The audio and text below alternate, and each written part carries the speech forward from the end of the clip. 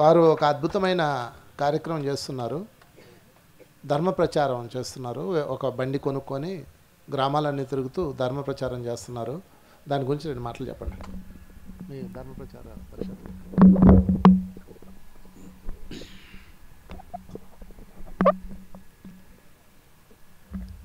ఓం నమో వెంకటేశాయ. అందరికీ నా హృదయపూర్వక ధన్యవాదాలు తెలియజేస్తూ, నా పేరు కరుటూరి వెంకట శ్రీనివాసరావు. మాది అంకంపాలెం గ్రామం. ఇదే ఆత్రేయపురం ఒక పుట్టిన ఊరుగా నేను చిన్న వయసు నుంచి వచ్చేవాడిని. అయితే అతి చిన్న వయసు నుండి నా ఆలోచన ఏమిటంటే, పుట్టడం చనిపోవటమేనా మనిషి, ఏదో ఒకటి మనం సాధించాలి. పరోపకారం ఇదం శరీరం. ఈ శరీరం దేనికి? ఉపకారానికి, అపకారానికి కాదు. కటికి పేదవాడైనా కోటీశ్వరుడైనా ఆ పరమేశ్వరుని రుద్రభూమికే ఎవరైనా సరే. ఎంతసేపు ఉంటుంది ఈ శరీరం? మనకు గ్యారెంటీ ఉంటుంది అంతే. ఇంతవరకునని గ్యారంటీ, అది అయిపోయిన తర్వాత వెళ్ళిపోవాలి. అయితే బలం ఉన్నంతసేపే మనం మంచి పని చేయాలి అనే ఆలోచనలో నేను తిరుమల వెళ్ళినప్పుడు స్వామివారిని దగ్గరగా చూసిన వయసు నాది, చిన్న వయసులో. అయితే కళ్ళు లేని వాళ్ళు ఉంటారు, వికలాంగులు ఉంటారు. వాళ్ళ పరిస్థితి ఏమిటి? వాళ్ళు వెళ్ళలేరు. వాళ్ళు వెళ్ళాలంటే సాధ్యం కాని పని. అలాంటి వారి కోసం స్వామివారిని దగ్గరగా చూపించాలి ఎప్పటికైనా సరే అని ఆలోచన ఉండేది. ఆ ఆలోచన ఎలా ఉండేదంటే, ఒక పిచ్చివాడి టైప్లో ఉండేది. అది చెయ్యాలి అంతే నా సంకల్పం. అది చెయ్యాలంటే ఏం చెయ్యాలి? ఇప్పుడు మీరు విన్నారు సంకీర్తనలో, దానికి ఎవరు రికమెండేషన్ అవసరం లేదు. దానికి ఏం ఇన్కమ్ ట్యాక్స్ కట్టక్కర్లేదు. మీరైతే కేబుల్ టీవీకి కేబుల్ కట్టాలి, దీనికి ఏం కట్టక్కర్లేదు. ఒక సాధనే. నేను చిన్న వయసు నుంచి ఇదే వాడపల్లి మా అంకంపాలెం గ్రామం నుంచి వెళ్ళేవాడిని, పాడేవాడిని, వచ్చేసేవాడిని. అలా జరుగుతుంది. కాలం తిరిగింది. నేను అనుకున్నటువంటిది ఆ ధర్మ ప్రచారం ఏముందో, ఎక్కడో కర్ణాటక రాష్ట్రంలో ఒక కన్నడ సుగమ సంగీత కార్యక్రమంలో ఒక భక్తుడి మనసుకి స్మరించింది ఈ చరిత్ర. ఇది కన్నడ సంకీర్తన విన్న తర్వాత, తెలుగు కాదండి. అయితే నేను నిలబడతాను, నేను చేస్తాను, మీకు ఏం కావాలో చెప్పండి.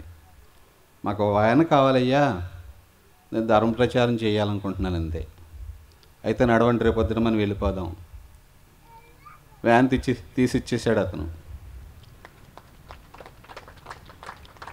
దీనికి ఆధారం ఏంటి? ఎవరి రికమెండేషన్ అక్కడ?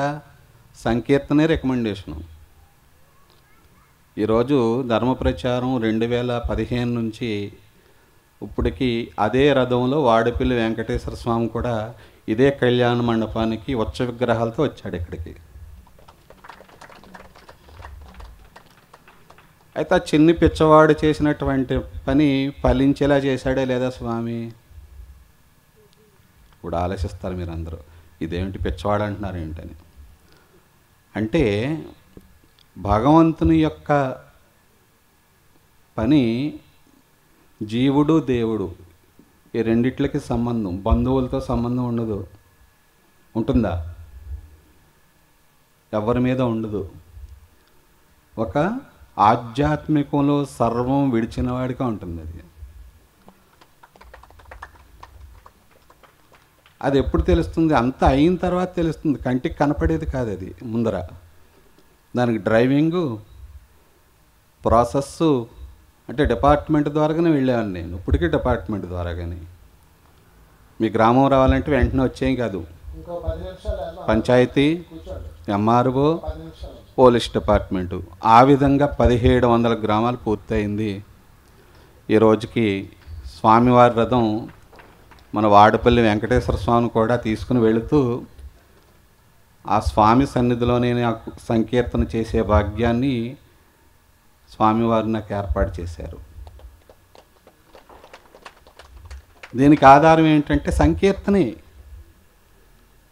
ప్రతిదానికి సంకీర్తనే అని అంటాను నేను. దానికి రికమెండేషన్ అవసరం లేదు.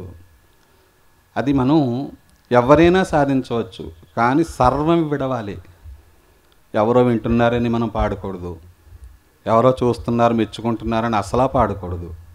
భగవంతుడు నువ్వు అంతే. దేవుడు జీవుడు ఒకటైతేనే అది సాధ్యం అవుతుంది. నా దగ్గర ఏమైనా పుస్తకం ఉంది ఇక్కడ. స్వామివారి టెంపుల్లో కూడా అదే విధంగా పాడొచ్చాను. ఇప్పుడు రాత్రి 12 అయ్యింది మాకు ఇంటికి వెళ్ళేసరికి. ఉదయం తెల్లవారుజామున వెళ్ళిన వాడిని మళ్ళీ రాత్రి 12 ఇంటికి వెళ్ళాం. మళ్ళీ ఈరోజు పారివేట ఉత్సవం జరిగింది. ఆ కార్యక్రమం ముగించుకుని మాట ఇచ్చాను కనుక రాగలిగాం ఇక్కడికి. మీకు మాట ఇచ్చాం వస్తామని. ఆ విధంగా రాబోయే రోజుల్లో అందరికీ ప్రసాదం పెట్టాలి అని ఆలోచన కలిగింది మళ్ళీ.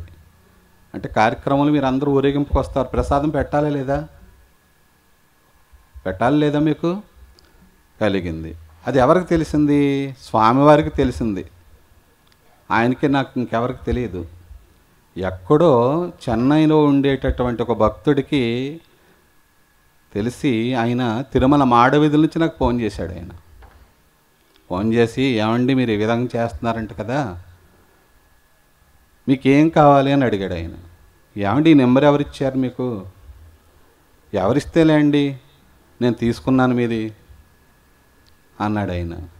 ఒకసారి నిజం వస్తుంది అనుకుంటే నిజమే. ఎందుకంటే ఓం నమో వెంకటేశాయ అని దాంట్లో టోన్ వినబడుతుంది మాడవీధుల నుంచి. అప్పుడు మాకేం వద్దండి, ఈ విధంగా వాహనం కావాలి మాకు. ఏమండి వాహనం కావాలంటున్నారు, మరి వండుకోవటానికి పాత్రలు అన్నీ కావాలి కదా, సామాన్లు కావాలి కదా. కావాలండి, అయితే సామాను మొత్తం నేను పంపించేస్తానులేండి.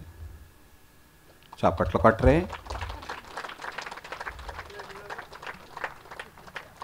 ఎక్కడ చెన్నై, ఎక్కడ అంకంపాలెం గ్రామం, ఎక్కడ ఆత్రేయపురం మండలం,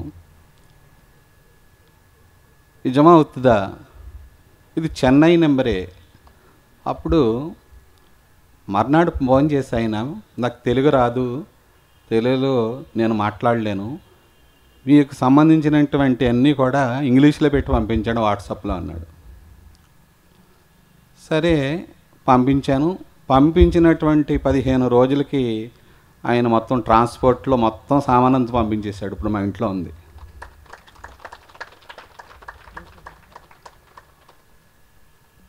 ఇది ఎవరు చేయించారంటే, మనం ఒకే స్థితిలో ఉంటేనే అది సాధ్యమైంది.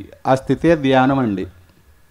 ఇప్పుడు మీరు చేస్తున్నారు కదా, నేను ధ్యానం చేశాను. ఎందుకంటే ఆ సంకీర్తన ద్వారా ధ్యానం చేశాను నేను. మీకు నాకు సంబంధం లేదు అక్కడ.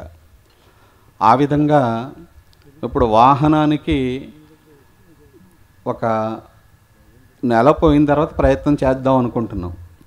ఎందుకంటే ఇప్పుడు కాశీలో మార్చి 4వ తారీఖుని ధ్యాన సప్తాహం పెట్టాం. ధ్యాన సప్తాహ కార్యక్రమం 7 రోజులు సప్తాహ కార్యక్రమం కాశీలో ఉంది మార్చి నెలలో. అయితే మేము 50 మంది వెళ్దాం అనుకున్నాం, 200 మంది అయిపోయారు. ఇప్పుడు 200 మంది ఎలాగా అనుకున్నాం, 200 మందికి రిజర్వేషన్లు అయిపోయినాయి మాకు.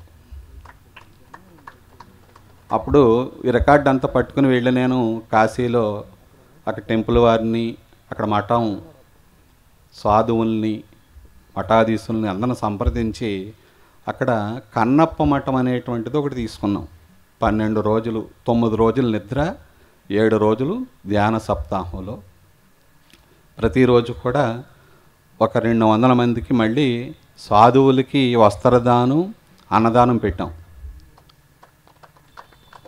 ఇది ఎలా సాధ్యమైందంటే, చేసేది మనం కాదు, మనం ఒక స్థితిలోకి వెళితే అది అవుతుంది.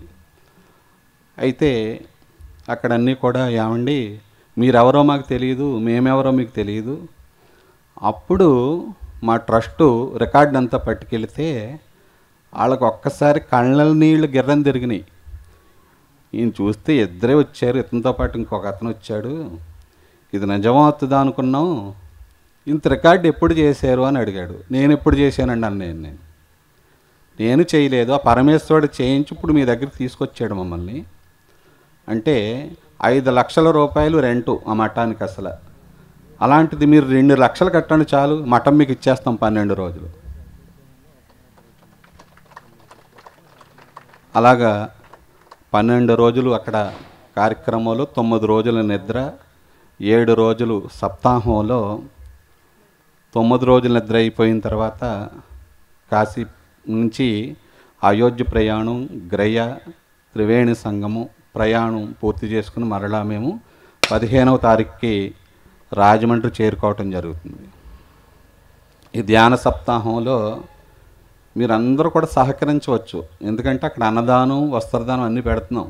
మీకు పాంప్లెట్స్ ఉన్నాయి, తెచ్చాను అవసరమైతే. అయితే ఇది దేనికి అంటే 9 రోజులు దేనికి? మన తల్లి గర్భంలో మనం తల్లి గర్భదోషం పోవాలంటే కాశీలో 9 రోజులు నిద్ర చేయాలి, శివనామస్మరణతో ధ్యానం చేయాలి అనేటటువంటిది 20 సంవత్సరాల క్రితం కోరికది ఇప్పుడు నెరవేరుతుంది మాకు. కనుక ఈ అవకాశం ఇచ్చినటువంటి వంశీ మాస్టర్స్కి మీ అందరికీ కూడా ధన్యవాదాలు తెలియజేస్తూ, ఇలాంటి కార్యక్రమంలో మీరందరూ పాలు పంచుకుంటే రాబోయే రోజుల్లో మంచి మంచి కార్యక్రమాలు, మంచి మంచి సంకీర్తనలు అందరికీ అందించవచ్చు. అయితే ప్రతి శనివారం మాత్రం మా వెంకటేశ్వర సంగుళ్ళోకి వెళ్ళి నేను మత్ర వేయించుకోవాలి. అక్కడ ఆయనకు సంకీర్తన పాడింది కుదరదు. దీనిని బట్టి మిగతా రోజుల్లో ధర్మ ప్రచారాన్ని గ్రామాల్లో నిర్వహిస్తూ ఈరోజు ఈ కార్యక్రమానికి పత్రిజీ గారు ఆశీస్సులతోనే రావడం జరిగింది. ఓం నమో వెంకటేశాయ. గట్టిగా చెప్పలు కొడదాం. పత్రిగారి మార్గంలో ధ్యానులకి ధ్యానం చేస్తూ తన సంకీర్తనామృతాన్ని పంచుతున్నారు వారు. అద్భుతం. సో మీ అందరికీ మరొకసారి ధన్యవాదాలు. ఈరోజు చాలా విషయాలు చెప్పుకున్నాం, క్వశ్చన్లు ఆన్సర్లు చెప్పుకున్నాం, పొద్దున కాన్సెప్ట్లు చెప్పుకున్నాం, చక్కగా సంకీర్తనలు విన్నాం, ధ్యానం చేశాం, ఎన్నో అద్భుతమైన విషయాలు విన్నాం. సో ఏదేమైనా ఆయన ఏం చెప్పాడు? కాగల కార్యం గంధర్వులు తీరుస్తారు. అంటే మనం పని చేస్తూ వెళ్తే ప్రకృతి మనకి ఇస్తూ ఉంటుంది. ఎవరి దగ్గర డబ్బులు ఉండవు, కానీ పని చేస్తూ ఉండండి అంతే, ప్రకృతి ఇస్తుంది. చేసేది వాడే, చేయించుకునేది వాడే. మనం నిమిత్త మాత్రం మన పని మనం చేస్తే చాలు, మనం అడ్డు పెట్టకుండా ఉంటే చాలు. అందుకని మీరు ఎప్పుడన్నా ఏదన్నా పుణ్యకర్మలు చేసేటప్పుడు నిశ్చంతగా చేసేయండి. ఇప్పుడు ఈయన ఉన్నారు, డబ్బులు ఎక్కువ చేశారా? 4 ఫ్రెండ్స్ సహకరించారు, చేశారు. అందుకని మనం ఏం చేయాలి? సహకరించాలి వాళ్ళకు కూడా. ఇదిగో ఎంత కార్యక్రమం చేసావు, ఇదిగో మా తరపు సహాయం తీసుకో. ఎందుకనంటే ఇందులో ఈ పుణ్యంలో వాళ్ళకు కూడా భాగం ఉండాలి. పత్రికా దగ్గరకు ఒక అతను వచ్చి చెక్ ఇచ్చాడు. మీరు ఎవరిని అడగండి, నాకు నచ్చలేదు, మొత్తం ఎంత ఖర్చు అయితే అంత ఇందులో రాసుకోండి అని చెక్ ఇచ్చాడు. ప్రతిసారి దాన్ని చింపేశాడు.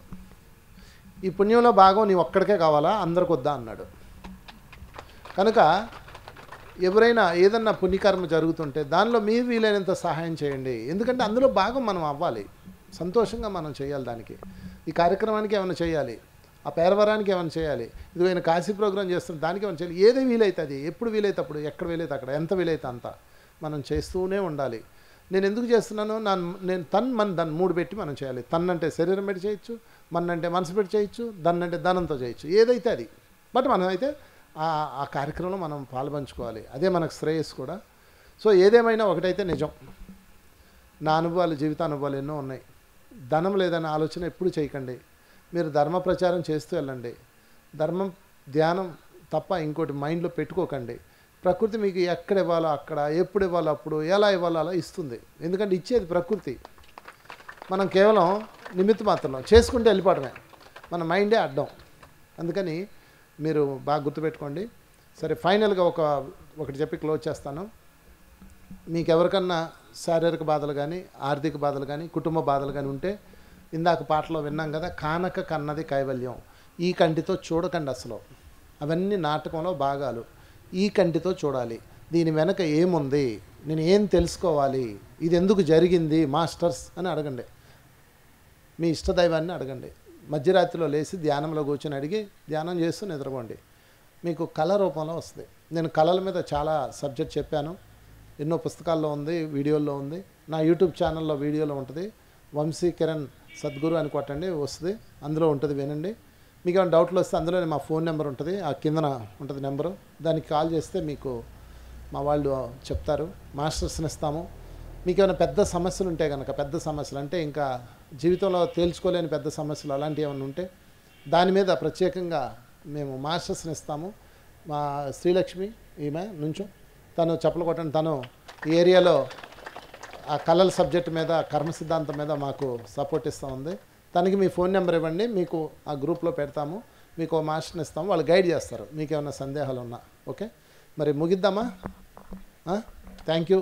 ఇంత చక్కగా ఈరోజు కార్యక్రమం చేసుకున్నాం, అన్ని రకాల సబ్జెక్టులు విన్నాం ఈరోజు, అందరు మాస్టర్స్ మనోగతం విన్నాం.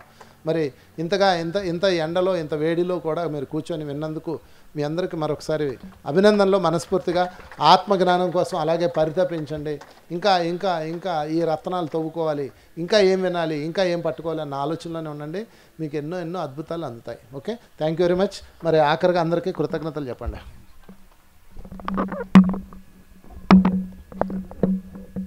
ఈరోజు శాఖాహార ర్యాలీకి ఇచ్చేసి దాన్ని దిగ్విజయం చేసిన ధ్యానమిత్రులందరికీ నా ధన్యవాదాలు తెలియజేసుకుంటున్నానండి. అలాగే ముఖ్యంగా మనకి ఈరోజు ఆత్మజ్ఞానాన్ని పెంచిన వంశీ గారికి, ఎంతో శ్రావ్యంగా పాటలు వినిపించిన మా మిత్రులు శ్రీనివాస్ గారికి, మరి మా అనంతలక్ష్మి గారికి, ఇంకా వేం చేసిన పెద్దలందరికీ కూడా పేరు పేరున ధన్యవాదాలు తెలియజేసుకుంటున్నానండి. ముఖ్యంగా గత 4-5 రోజుల నుంచి నా కూడా ఉండి నాకు ఎంతో సహాయ సహకారాలు అందించిన శ్రీనివాస్ అండి, చిత్రాడంట, పెద్ద పిఠాపురం దగ్గర చిత్రాడండి శ్రీనివాసు. తర్వాత పిడుగురాల నుంచి ఒక మాస్టర్ వచ్చారండి, హనుమంత్ అని.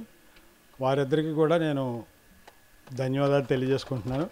ఇంకా చాలామంది మాస్టర్లు సహకరించారు, మా ఊళ్ళో మాస్టర్లు కూడా అందరూ మాకు కోఆపరేట్ చేశారు. అందరి కృషితోనే ఈ ప్రోగ్రాం ఇంతలా సక్సెస్ అయిందని నేను అనుకుంటూ అందరికీ మరొకసారి ధన్యవాదాలు తెలియజేసుకుంటున్నాను. Thank you, thank you, thank you. ఒక వ్యక్తి గురించి చెప్పాలి. రాణి మేడం ఎట్రమ్మా, రాణి రండి, రండి. వారికి చెప్పలు కొడదాం గట్టిగా.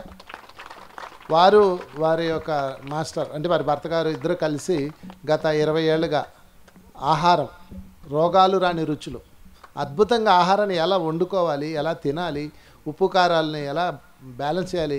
రమ్మ పైకి రా. వీళ్ళందరూ బిహైండ్ ద స్క్రీన్ అసలు పైకి రారు, రమ్మన్నా రారు. వారు మా కుటుంబానికి చాలా ఫ్యామిలీ ఫ్రెండ్స్, వీళ్ళ ఫ్యామిలీ అంతా.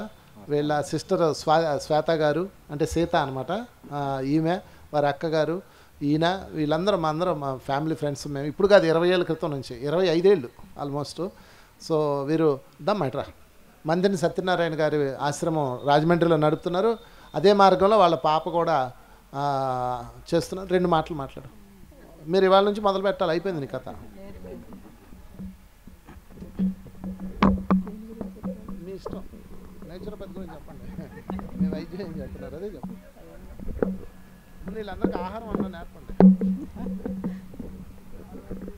ఆహారం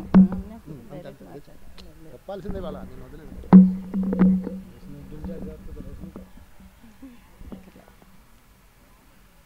మంతిని సత్యనారాయణ రాజు గారి ఆశ్రమం విజయవాడలో ఉందండి.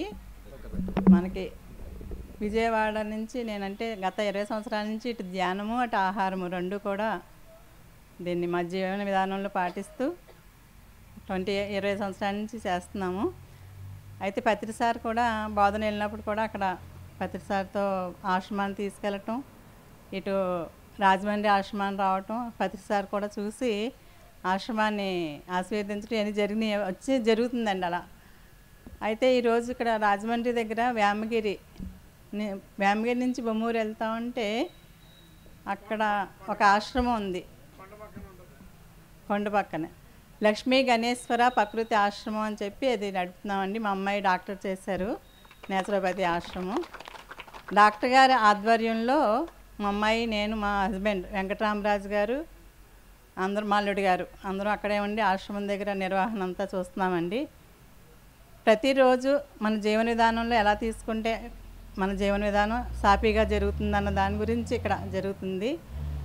ఉదయాన్నే లేవగానే అసలు మంచినీళ్ళు తాగడానికి అందరికీ భయం వేస్తూ ఉంటుంది.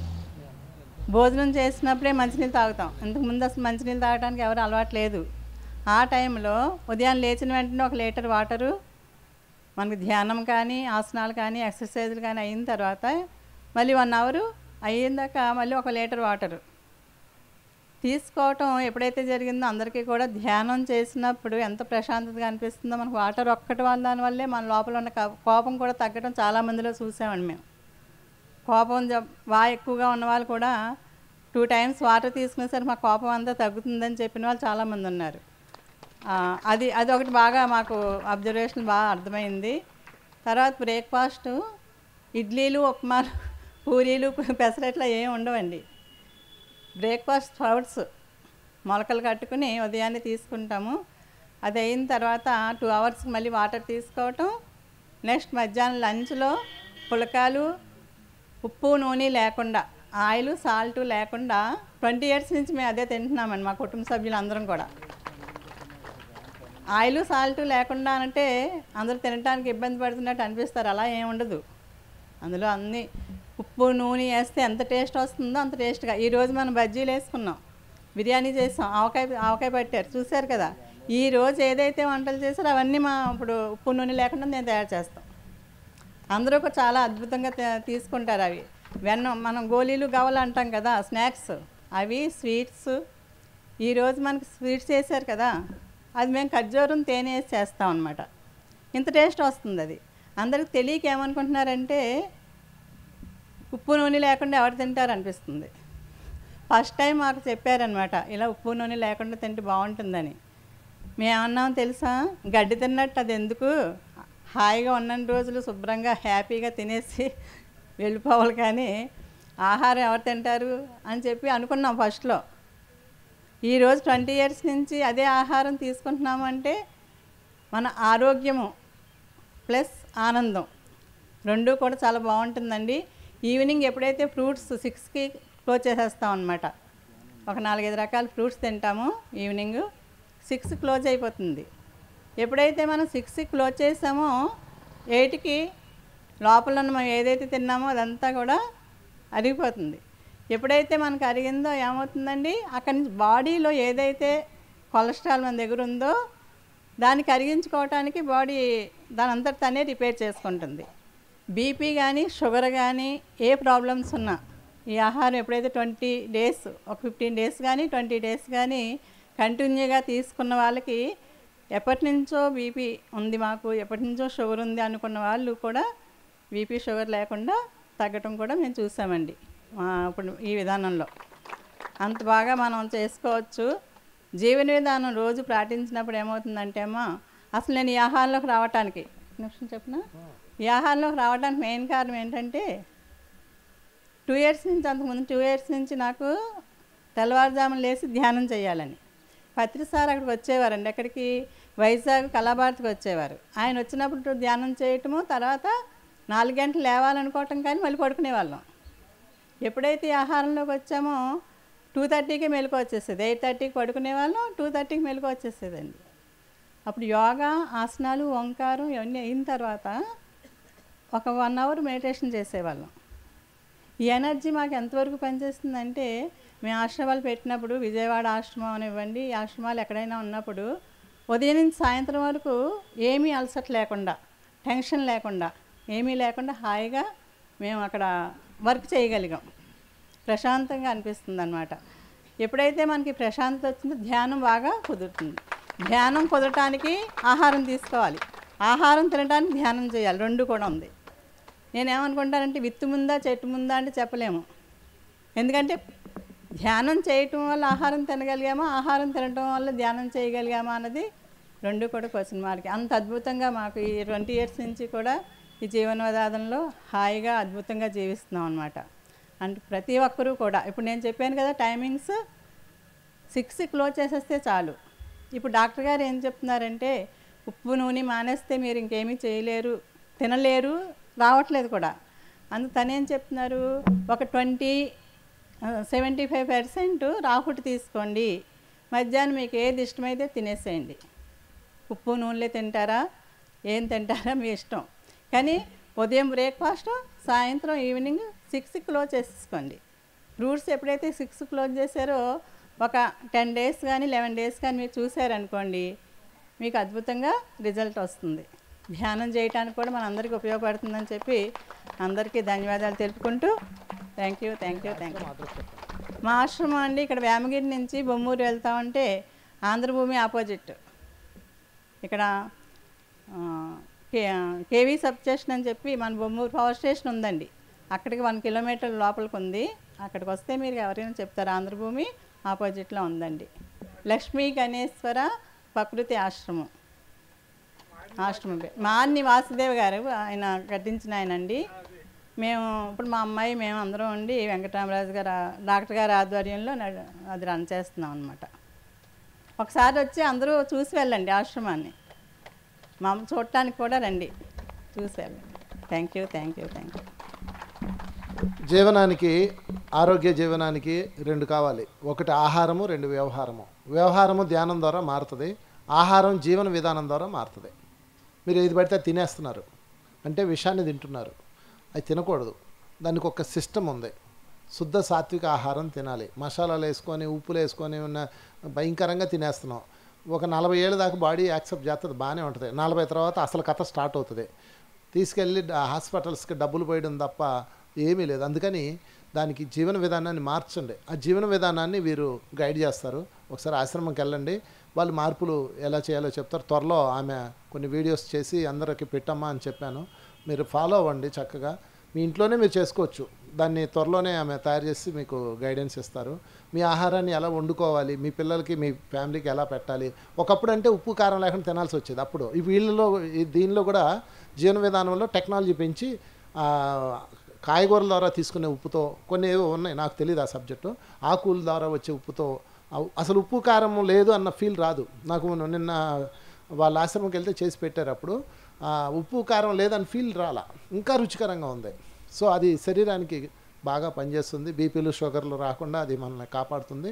సో 2 మనకి కావాలి, శరీరానికి ఆత్మకి ధ్యానం కావాలి, శరీరానికి ఇదిగో జీవన విధానం కావాలి, సరి అయిన శుద్ధ సాత్విక ఆహారం కావాలి. ఓకే, ఇది కూడా పూర్తి చేసాం, ఇది కూడా చెప్పేసాం మీకు ఈరోజు. ఒకే టికెట్ మీద అన్ని సినిమాలు వేసాం. తర్వాత ధ్యానం పుస్తకాలు అక్కడ ఉన్నాయి, ఉచితంగా పంచుతున్నారు. ధ్యానానికి సంబంధించి కావాల్సిన వాళ్ళు తీసుకెళ్ళండి. సో ఇంకేమన్నా పాంప్లెట్స్, వీరి పాంప్లెట్స్ ఉన్నాయి కాశీకి సంబంధించినవి, మీరు దానికి కూడా సహకరించండి. తర్వాత పేరవరం పాంప్లెట్స్ ఆల్రెడీ వచ్చినాయి, అవి కూడా ఉన్నాయి, అక్కడ తీసుకెళ్ళండి. బోల్డెన్ని సినిమాలు మీ ఇష్టం.